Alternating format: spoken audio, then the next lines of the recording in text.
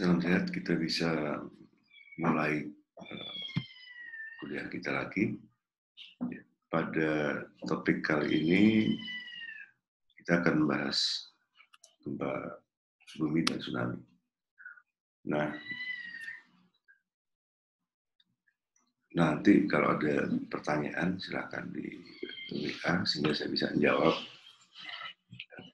lewat tambahan tayangan berikutnya. Ini sebagai bahan pengantar aja. Silakan kalian mencari bahan tambahan ya, yang bisa kita cermati di banyak tempat sekarang.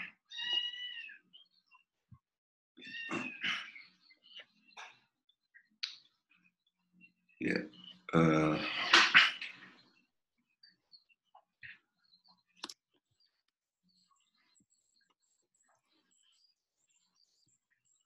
kita mulai dari gempa dulu.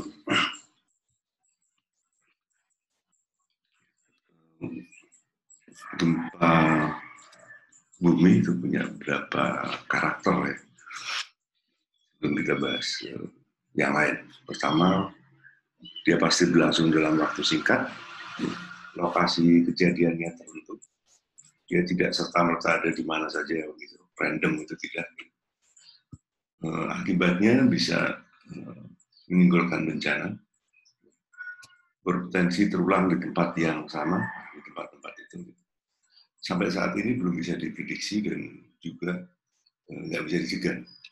Tapi akibatnya bisa dikurangi, risikonya bisa dikurangi. Nah, parameter sumbernya itu origin time, jadi waktu kejadiannya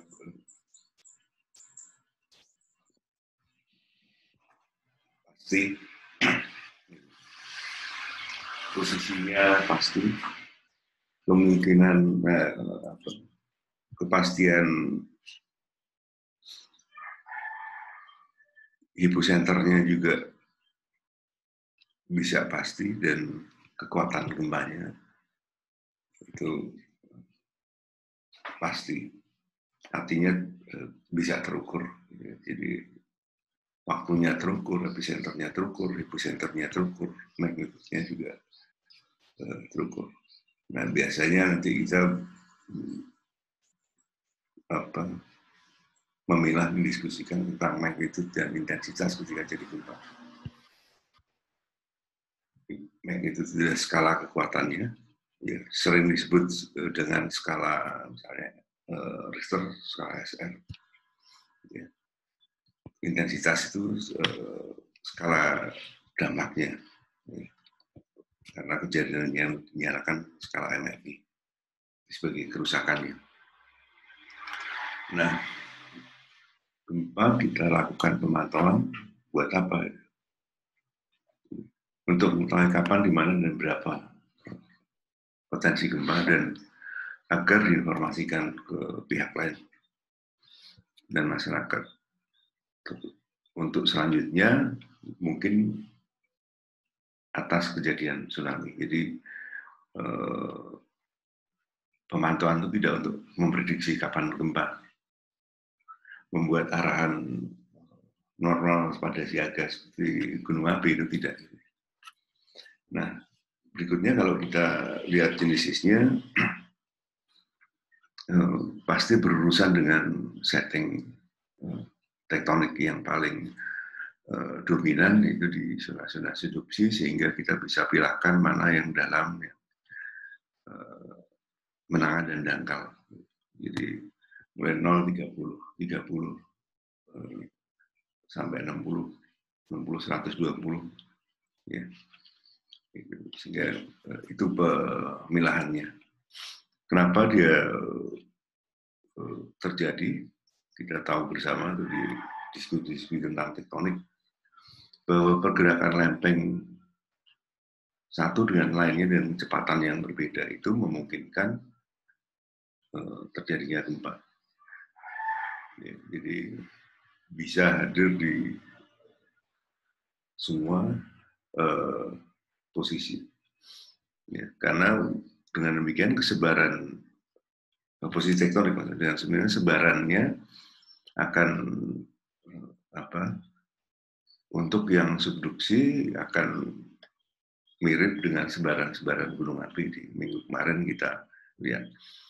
Nah, nampak kelihatan di sini ada gempa-gempa dalam, menengah dan dangkal menunjukkan dari mana arah subduksinya. Jadi sebelumnya dari sini jadi dangkal, menengah, dalam.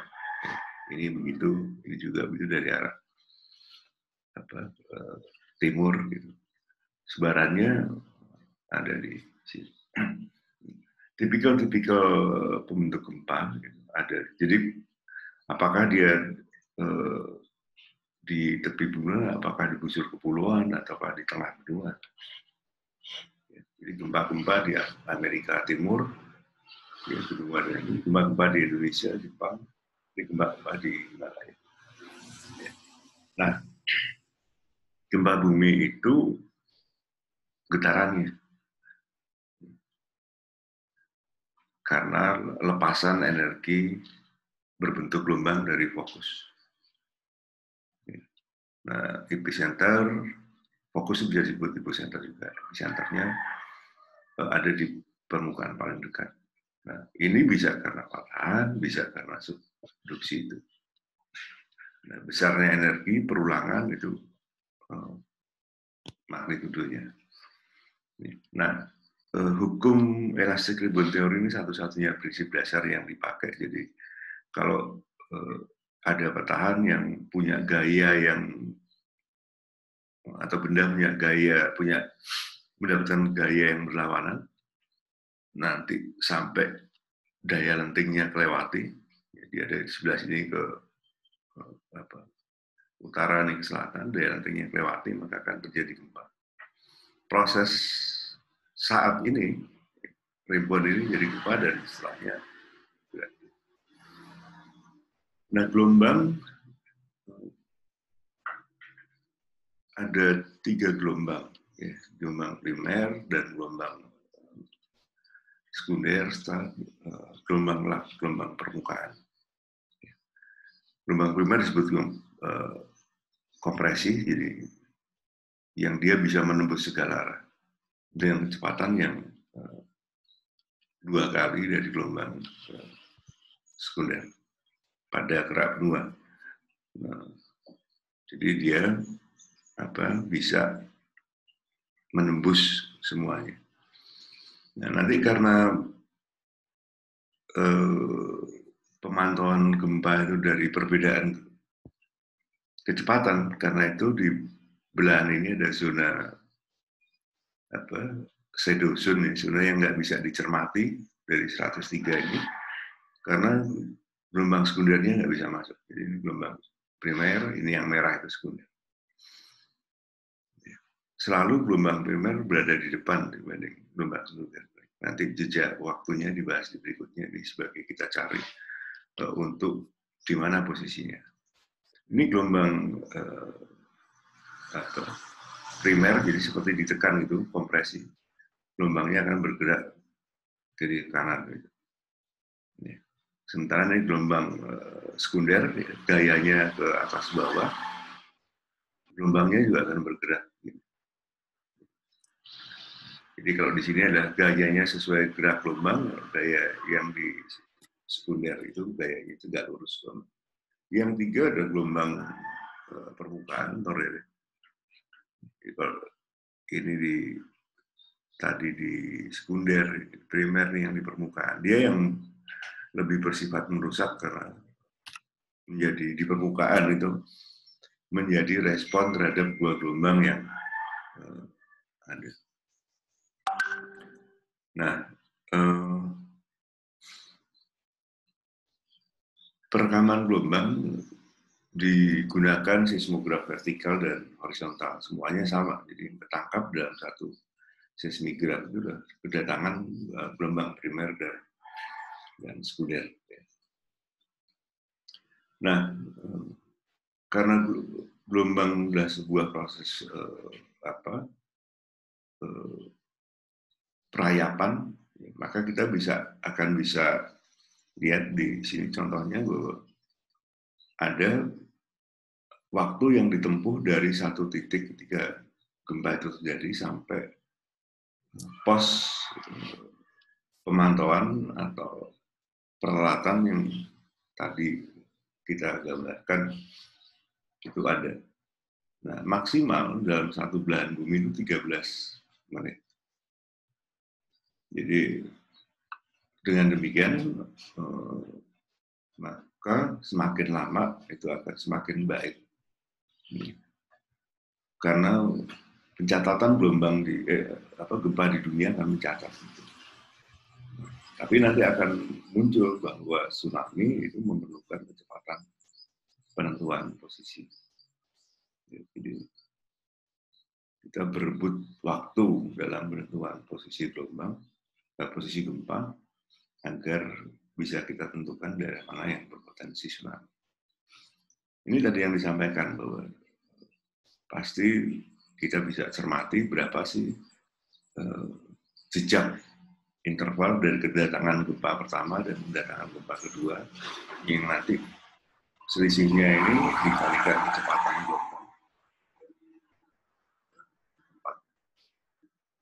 Jadi kalau ada 3 seismograf, akan ada 3 jarak yang ditentukan.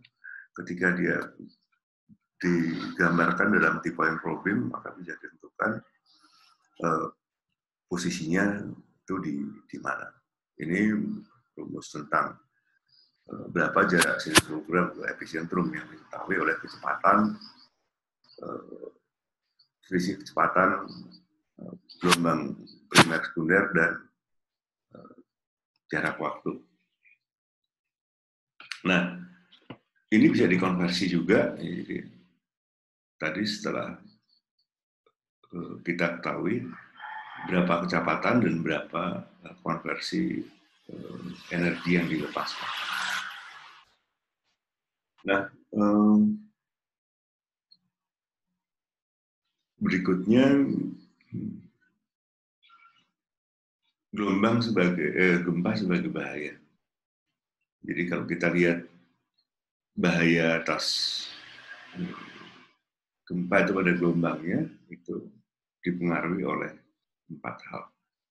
Jadi kekuatannya, jaraknya, material penyusun, serta kondisi geologi lingkungan.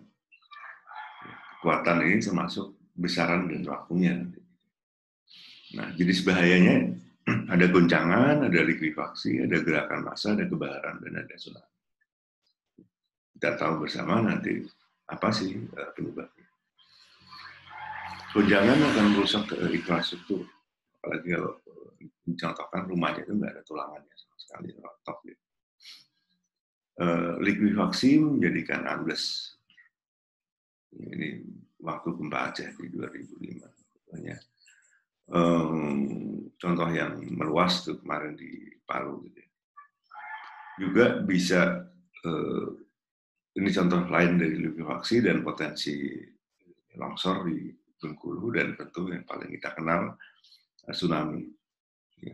Nah, pertanyaannya sering ini kenapa masjidnya utuh, ini utuh, sebenarnya yang lainnya hancur. Ini pertanyaan-pertanyaan yang sering muncul, terutama tentang masjid yang utuh. Silakan dipikirkan. Nah, kejadian-kejadian gempa telah memicu kehadiran tsunami di banyak tempat. Karena itu ada peta sebaran gempa bumi yang berpotensi tsunami ada. Nah, ini potensi lain yang disebut sebagai kebakaran karena akan merusak sistem listrik dan gas kalau di kota-kota besar. Jakarta, Surabaya, kayaknya ada. Nah, gempa terbesar di Indonesia terjadi di Aceh. sekitar 9 skala Richter di 2004. Ini yang kemarin yang tadi diperbandingkan bahwa kalau MMI skala Mercalli itu menyebutkan 1 sampai 10 sebagai tingkat kerusakan akibat gempa. Ya. Ini menggunakan skala Richter. Tapi sekarang juga bisa disebut hanya skala intensitas gempa. Jadi ada skala baru yang dipakai. Berikutnya tsunami. Dan tsunami ya karena gangguan di bawah laut, gitu. Pengganggunya bisa gempa tektonik, letusan gunung api, perubahan iklim. Mendadak terjadi catatannya ada serta longsoran bawah laut. 1, 2, 3 ini sering, yang iklim dan meteor itu jarang. Itu potensi ada, tapi belum ada catatan memadai. Ini contoh tsunami di Aceh. Sebelumnya seperti ini, dan setelah tsunami seperti ini. Rendamannya luas sekali. Tentu ini ada di landaian. Kita bisa cek sekarang posisinya di Google Earth gitu. Sekarang udah seperti apa? Udah seperti ini lagi. Udah tumbuh.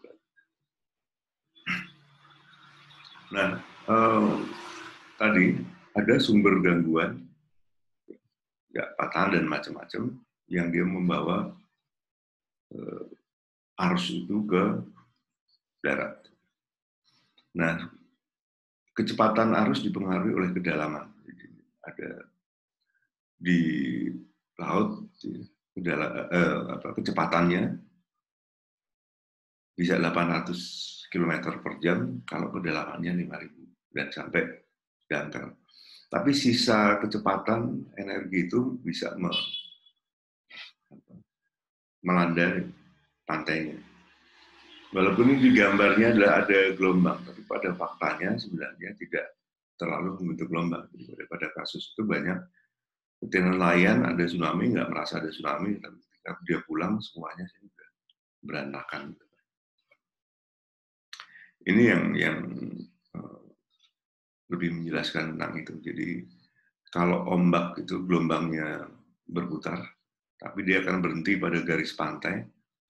Sementara kalau tsunami gelombangnya horizontal, ya, dia akan bisa melimpas dari garis pantai. Ya, karena massa airnya yang ini perbandingan gelombang. Jadi energi, ketinggian, kecepatan berbeda dengan reguler. Nah, itu catatan pengantar gempa dan tsunami. Nah, tugasnya apa? Ada tugas sederhana, nanti silakan dicek juga di Spada, bahwa kalian tahu pantai-pantai yang rawan tsunami yang berurusan dengan subduksi. Nah, lantas kalian cari pantai yang berpotensi tsunami di dekat wilayah Anda. Untuk selanjutnya, coba cari, buka Google Earth gitu. Di sana ada, di Spada ada soalnya. Coba diliniasi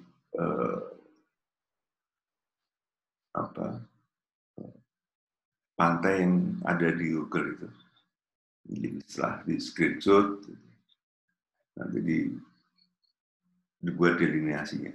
Nah, tentunya penentuan delineasi dibuat ketika kita masih online di Google itu agar ketinggiannya itu bisa dicermati di sana. Ini mencoba sebenarnya.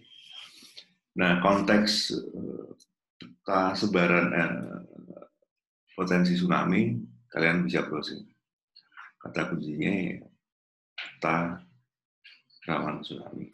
Nanti bisa dicek kalau 3 meter itu sebarannya kira-kira tsunami-nya sampai mana.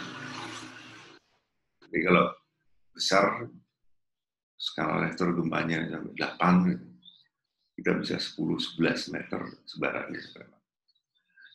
Bisa dicek berapa kerugian yang akan ada kalau gempa itu terjadi, tsunami terjadi.